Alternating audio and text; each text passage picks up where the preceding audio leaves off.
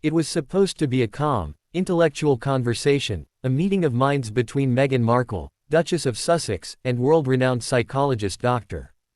Jordan Peterson. The producers of the primetime talk show billed it as a dialogue on modern feminism and mental health. But what unfolded that evening was anything but calm. From the moment Meghan stepped into the studio, tension could be felt in the air. Dressed elegantly in a cream-colored suit, she smiled graciously for the cameras, radiating confidence. Jordan Peterson, seated across from her, wore his usual sharp three-piece suit and carried an air of quiet composure.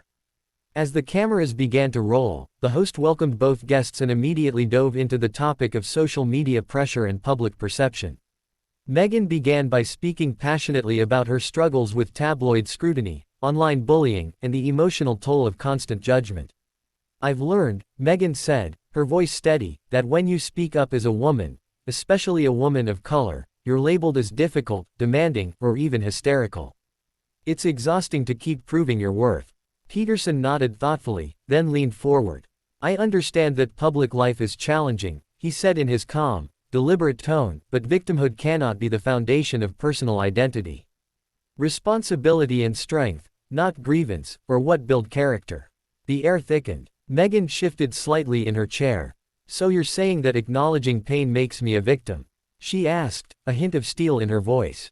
Peterson's blue eyes sharpened. "No," he replied, "I'm saying that constantly identifying as one does.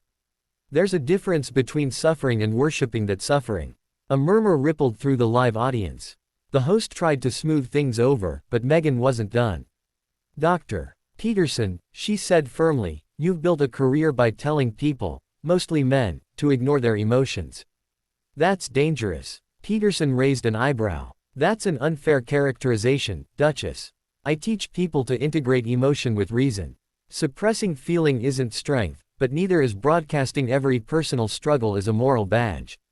The exchange grew sharper with each sentence. The host's attempts to redirect the discussion failed.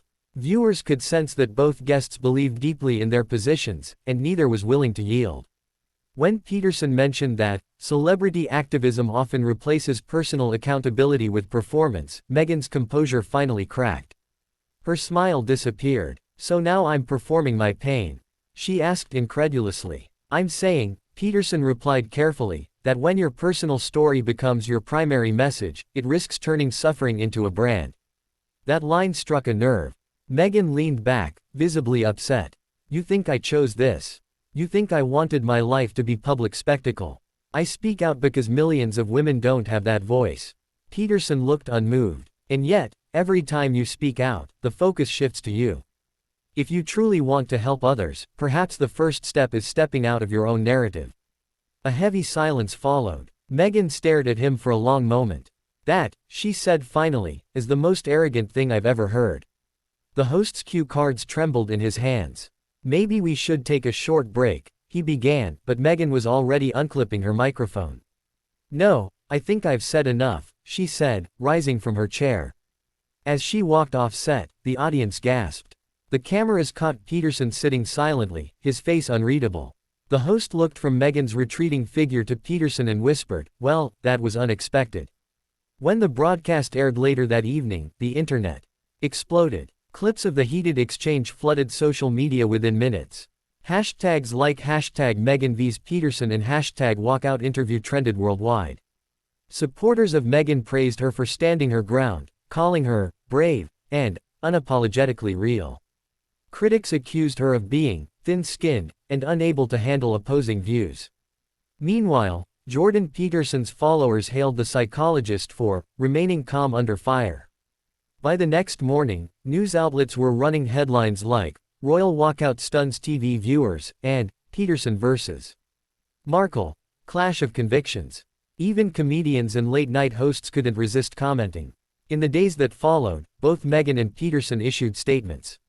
Meghan's spokesperson said she had no regrets about leaving, explaining that there's a difference between debate and disrespect.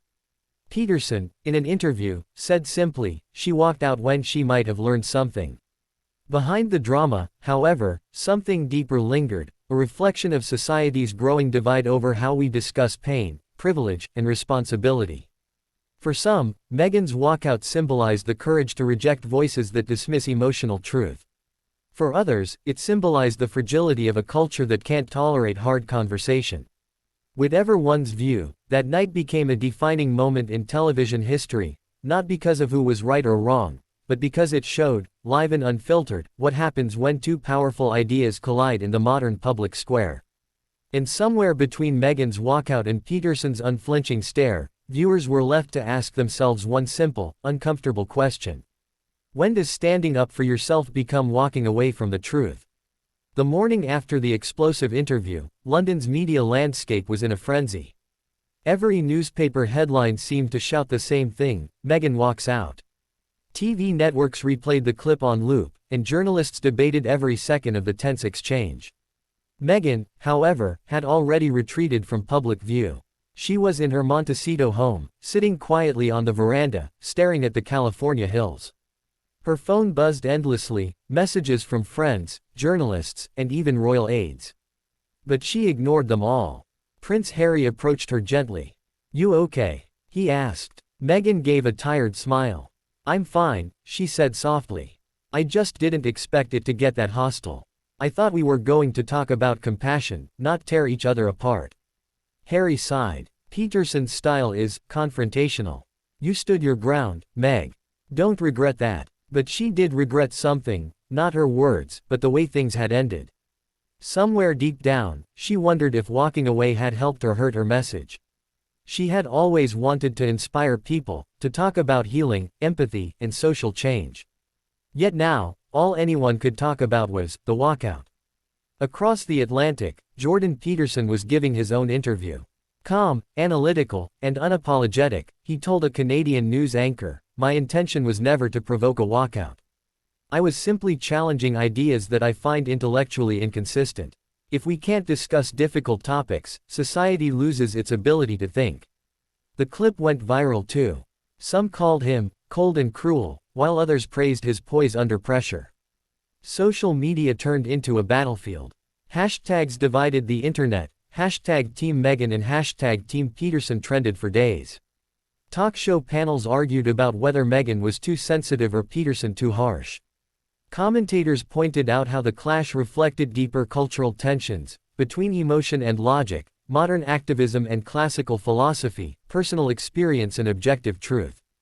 2 days later, Meghan's team announced that she would speak publicly, not to respond, but to clarify her message. The announcement only fueled more anticipation.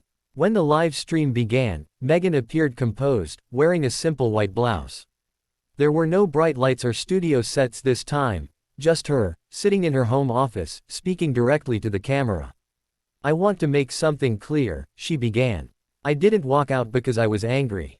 I walked out because I refused to let the conversation turn into a personal attack.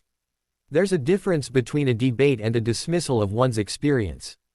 Everyone deserves to be heard, especially women who are told to stay silent." Her voice grew steadier with each word. "Dr. Peterson has his philosophy, and I respect his right to share it. But empathy isn't weakness. Talking about trauma doesn't make you a victim, it makes you human." Within hours, her speech had millions of views. The response was mixed, but undeniably powerful. Fans celebrated her grace and courage. Critics accused her of dramatizing the issue. But even her detractors admitted, she had managed to shift the narrative. Meanwhile, Jordan Peterson, appearing at a university lecture in Toronto, addressed the controversy again. "We must learn to disagree without hatred," he said. "The Duchess and I may see the world differently, but that's what dialogue is for. Still, I stand by my belief that true strength comes from responsibility, not self-pity." Interestingly, instead of fading away, the confrontation sparked a broader movement. Online forums began hosting live debates about empathy versus accountability. Students at universities started mindful dialogue clubs, inspired by the Meghan Peterson interview. Even media outlets began reconsidering how they framed heated exchanges as entertainment rather than opportunities for understanding. Weeks later, both Meghan and Peterson were invited to appear, separately, at an international mental health conference in Geneva. Their sessions were held on different days, but the organizers noted how the auditorium was full for both. In her closing speech, Meghan said something that surprised even her critics. Disagreement isn't the enemy. Disrespect is. Maybe the lesson here isn't about who was right, but about how we talk to each other when we disagree. I'm still learning that too. That quote spread across the internet like wildfire. Commentators called it Meghan's most mature moment. Even Peterson, when asked about it later, nodded and said, "That's a fair point." And just like that, what had begun as a televised clash turned into a moment of global reflection. Two people from completely different worlds, a royal humanitarian and a pragmatic psychologist, had accidentally started a worldwide conversation about how we handle truth, emotion, and pride. As the weeks passed, the frenzy slowly faded. But in quiet classrooms, podcast discussions, and online debates, people still referenced that interview. Some saw it as a failure. Others, as a breakthrough. For Meghan, it became a reminder of something she had always believed. That sometimes walking away isn't weakness, it's the first step toward understanding what truly matters. And for Peterson, it was proof that truth, even when uncomfortable, still had the power to spark growth. In the end, their fiery exchange became more than a viral moment, it became a mirror, reflecting not just their differences, but the struggle within all of us, to speak, to listen, and to find balance between the heart and the mind.